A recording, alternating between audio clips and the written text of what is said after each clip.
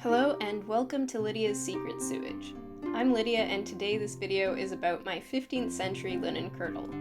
Like most things I make, this project was a compromise between historical accuracy, thriftiness, and my will towards experimentation.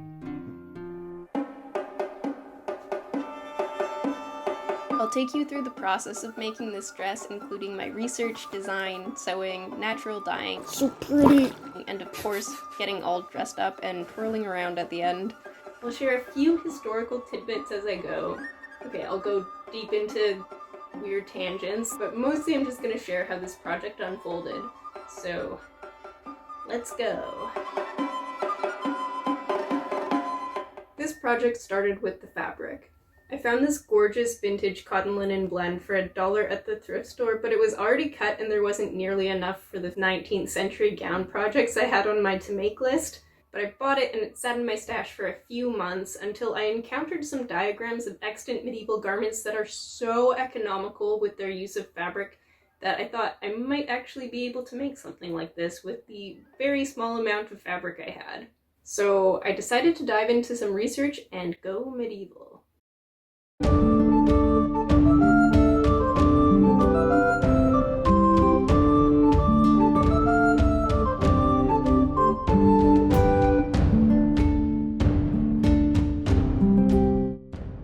The style that I most wanted to make was the Gothic fitted gown. It's the stereotypical medieval dress you might think of when you think of a medieval dress. By all accounts, it's relatively simple to make, so a good project for a beginner sewer like me. There is an underdress version called a kirtle and an outer dress version called a cote hardie, but they both share the same basic construction. Generally both wool, but a linen kirtle is not uncommon at all. So, since I had a linen cotton blend, that is what I decided to go with. I'm making a kirtle. The Gothic fitted gown was worn in the 14th and 15th centuries in Western Europe.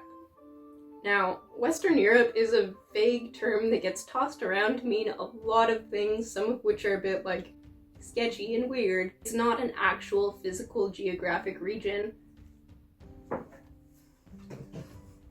While I clean that up, here's disembodied Lydia to take the reins.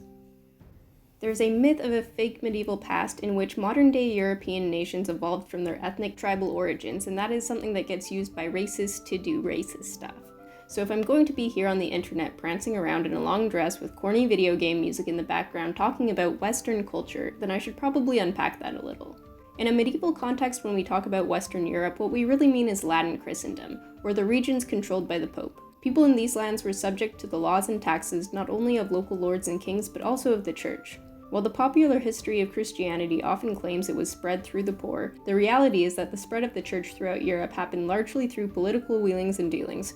Rulers converted to gain influence and form allegiances, and then Christianity just sort of trickled down or was violently enforced, usually a bit of both. I want to emphasize, there is nothing inherent about the inhabitants of Europe that primed them to accept Christianity. They just sort of ended up being Christian because their lords and kings were Christian and the church set up shop. So the church literally governed people's lives in many ways, but it also had a huge cultural influence on the region, with the bulk of artistic patronage and literary production happening through the church. Even secular texts were generally produced by monks in monasteries. The combination of shared church government, shared religion, and shared cultural products resulted in a high degree of cultural hegemony in Europe. This was a very top-down and institutional hegemony, and again, not at all one that sprang forth through local ethnic origins. At the end of the medieval period, the seats of cultural production shifted toward royal courts and trade cities, but the precedent was now there for Europe to continue on for a while as a cultural lump. This allowed trends to develop and change in faster and sexier ways and be quickly disseminated throughout Catholic Europe.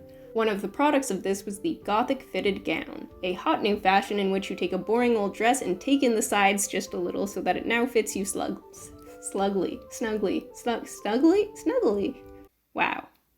So, to summarize, the Gothic fitted gown was a style worn in Western Europe, but not because pan-European ethno-cultural identity is or has ever been a thing, but rather because of the boring religious politics of the time. So we can tell this gown is fitted, but what makes it Gothic? I'll jump back into my body now to explain. Starting in France in the 12th century, architecture and art produced by and for the church started taking on a particular visual style. This style included pointed archways in churches and really tall steeples, very tall and slender figures on sculptures with like drapery that was kind of like geometric and waterfall-like, and this general tendency toward height and big open space that was kind of like surreal and sublime. This proliferated around Christian-dominated regions, and it existed until the end of the medieval period. After the Renaissance, people derided this late medieval art as uncivilized compared to the really fancy and advanced culture of the Renaissance, which was a supposed rebirth of classical Greek and Roman culture. They called medieval art Gothic to equate it with the actual Goths of late antiquity. When we use the word Gothic today, we're either referring to this medieval period in art history, or we're referring to Gothic revival styles in the 19th century, or we're just referring to something that kind of evokes the spirit of either of these, like goth rock with its kind of like dark spiritual ambience. So these things are all Gothic, but none of them are truly goth.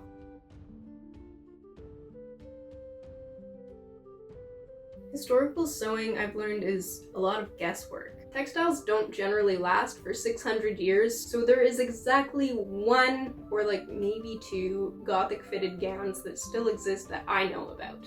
I wanted to make something a bit different from this style though. This one was a coat hardy and probably a later style than the cool boat necks that I like, and I decided to use this bog gown combined with information from other extant medieval garments that are of totally different styles to give me a toolkit to make informed guesses while I tried to make something out of the small amount of fabric I had.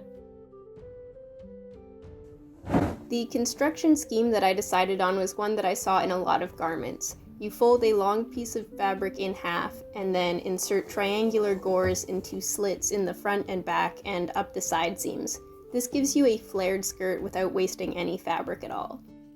To make this a fitted garment, you can just carve in the side seams in the torso a little bit and add lacing up the front. My fabric was already miraculously in one long strip, double my height. So this is the strip that I used for the body, and then from the other one I had to cut the rest of everything.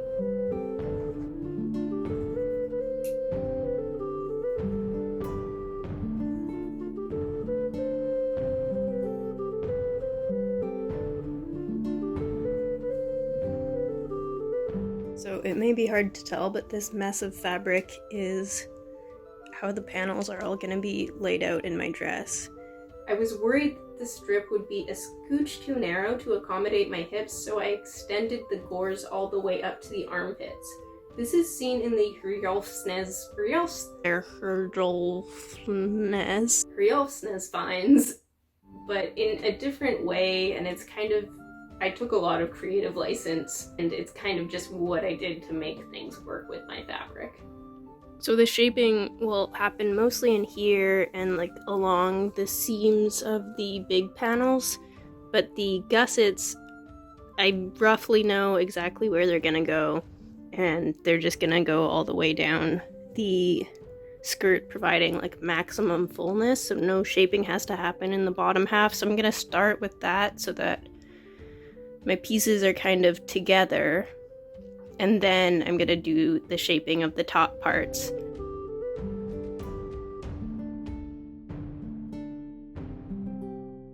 After I sewed up my skirt, I used my bodice block as well as my measurements to get a general sense of how it would fit. And then I tried it on, and I did have to adjust things a little bit.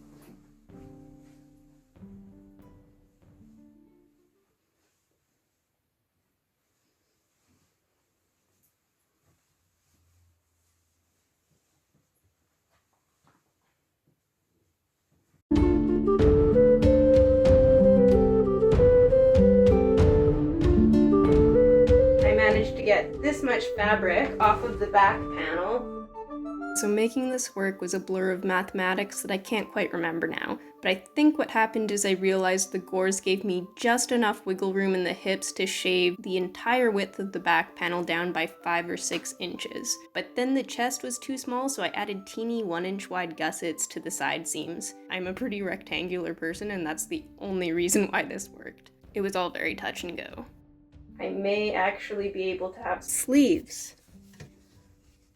However, the sleeves aren't quite fitting in the sleevey holes. There is a little gap in the back, this sort of curved gap, and what we happen to also have is these curved little bits of fabric left over from cutting the neck hole.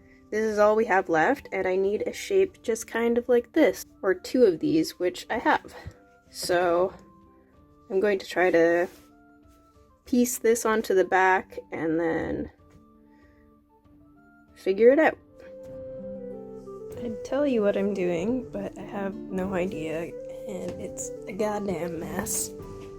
It's gonna be weird. I picked quite a few seams in this project. I don't think that's the right way to do things, but it's the way that I do things. I procrastinated setting my very weird pieced sleeves by working on my eyelets. I poked small holes in the fabric and widened them with a chopstick, and then I whip stitched around the edge. And I spent like 15 minutes on each eyelet, and there's a lot of eyelets, but look, they're friggin' beautiful. I hand finished the neckline and the sleeves with a detail from the Hryalfsnes finds. Like in the garments, I inserted a piece of yarn into the hem, which gives it a bit more structure.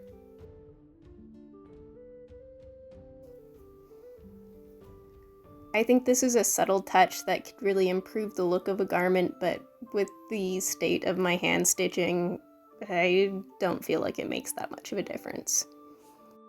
Off camera, I managed to get the sleeves in. It took a few tries and they're not perfect, but I'm proud of these little guys just for managing to exist despite the odds. So I celebrated being done most of the construction by taking these dorky photos. The neckline was cut on the bias and it stretched out a lot, so I need to fix, but we're not quite doing that yet because as an elaborate form of self-sabotage, I decided that after all of this work, the planning, the piecing, the hand stitching, after all of this, I was going to try to dye this dress. You really should not dye things after you make them. You should dye your fabric and then make things. There's so many reasons why. Armpit stains. You'll possibly end up with a big mistake right in the front of your garment, and then there's nothing you can do about it. It's bad, don't do it. I did it, I keep doing it. So I eat a lot of onions, and this time it really paid off for me. When I've dyed with onion skins in the past, I've gotten pretty light results. I thought I'd get like a pinkish salmon-y dress. But this time I was actually meticulous with my pre-dye process, and I used a lot of onion skins, so many. And it's beautiful. I hope it stays this color.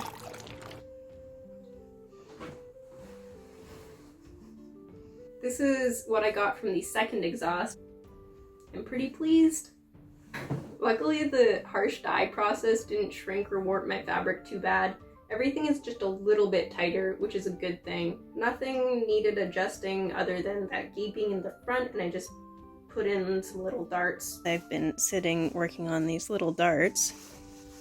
Grabbed some lunch and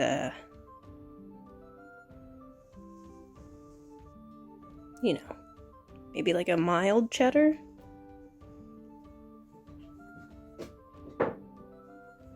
And comfort has won. I used finger loop braids for my lacing, which is a legit medieval method, and I made some decorative trim while I was at it. I'll post some links to finger loop braid tutorials because it's a pretty nice relaxing thing to do while you're sitting around and watching YouTube videos, perhaps. I tacked on the trim and then the dress was done. So there was nothing left to do but do my hair all old-timey and go frolic around. My orange dress is close enough to this one from a manuscript illumination, so I thought it would be fun to do a little recreation of that image. To my eye, this style of dress looks very 15th century, but the manuscript is actually from the early 16th century. The artist has, however, used a contemporary 16th century hairnet bag hat situation that was very trendy at the time. So the whole thing is a bit timey-wimey and really not something to base a historical recreation off of. And I just used that as an excuse to go totally off the rails and emulate the general vibe of the headwear with some Elizabethan hair taping. Mostly because I've been really excited to give it a try after Morgan Donner's tutorial a few weeks ago. I didn't think my hair was quite long enough, so I improvised a few methods.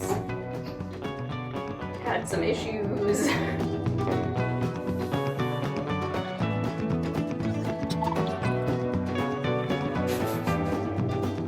Help me, Morgan!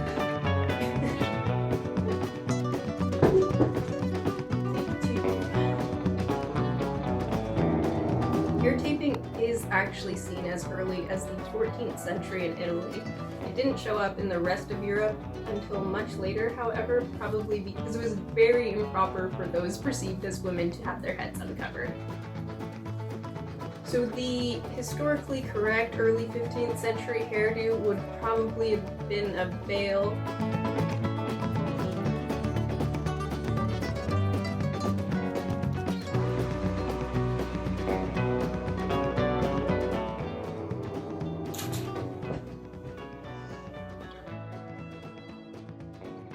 Our set will have this beautiful mille fleur sky.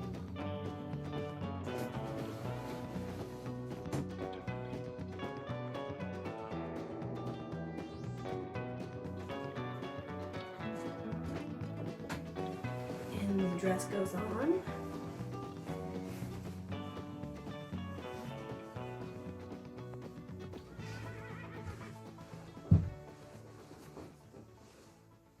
And pose. Oh wait.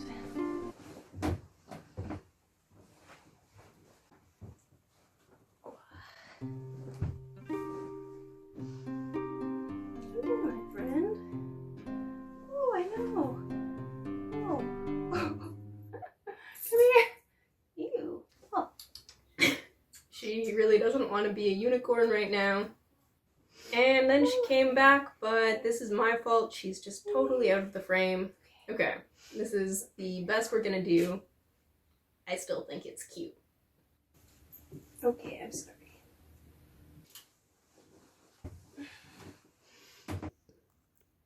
She does what she wants. Throughout this process, I treated my fabric like gold, and that's actually quite period. Fabric in the Middle Ages was precious. It was spun and woven by hand, which requires an enormous amount of labor. It's no surprise, then, that following the construction techniques of the period was what allowed me to create this garment from what seemed like an impossibly small amount of fabric. Even a basic working dress like this one would have been treasured and taken care of. Whether made of damask silk or homespun wool, the clothes on one's body represented a tremendous amount of labor, skill, and care. It's hard for me to comprehend. I don't think I'll ever come close to that depth of craft, and I don't know if I want to. But I hope you enjoyed watching me deftly wield the materials available to me in my time, which are of course thrift store fabric and the internet. So thank you so much for watching. I hope you enjoyed this video, and do let me know if you liked the historical tangents or if you're like, oh, no, just pretty dresses. And if you have any questions, because I know I glossed over a lot. So I'll see you again in about a month or so. But until then, I hope you make lots of stuff, and Lydia out. Savory salmon flavor, dude.